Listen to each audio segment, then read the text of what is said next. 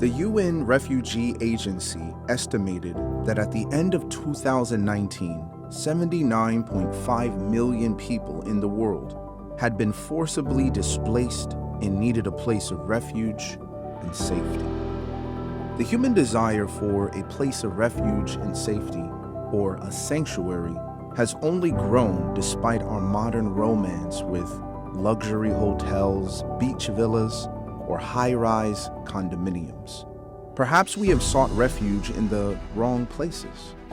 When the family of Jacob decided to move to Egypt for sanctuary from a vast famine, it seemed to be safe for a time. Exodus chapter 1 tells us that the place that at first provided sanctuary from starvation became a space for slavery.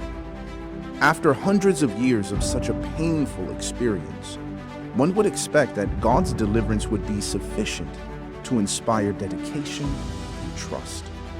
However, while journeying to the Promised Land, as soon as difficulties hit, the Israelites desired to go back to their place of slavery, back to what they believed to be a safer place than under the cloud of God's leading.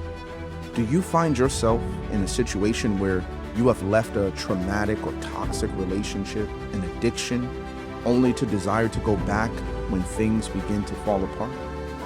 In the midst of the brokenness of his people, their fear, their anxiety, their anger, God instructed Moses to build a sanctuary, a safe place.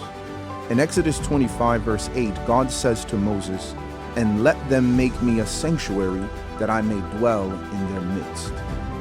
God instructed Moses to build a true sanctuary that allowed God to be present in our sorrows, in our pain, in our mess, but also a sanctuary that didn't just provide protection, but healing, reconciliation, and restoration. Jesus never questions us, just as he never questioned the Israelites. What is wrong with you? I brought you out of your misery, but you continually want to go back. Jesus recognizes something terrible has happened to his people, to you. Instead, Jesus, as if curious with benevolent intent, asks, "What happened to you?" Why? Because he wants to heal the brokenhearted. Dr. Sandra Bloom is the founder of the evidence-based program called the Sanctuary Model. This model encourages communities, companies, and individuals to be trauma-informed and to have a heart of compassion towards those seeking to be free of a traumatic past, to be a sanctuary, to be present, to never ask what is wrong with you, but curiously wonder what happened to you. Such compassion must first begin with ourselves, to accept and experience the compassion of Jesus, which will then allow us to be a safe place for others. It will mold us into a place of healing, of reconciliation, and restoration in partnership with Jesus.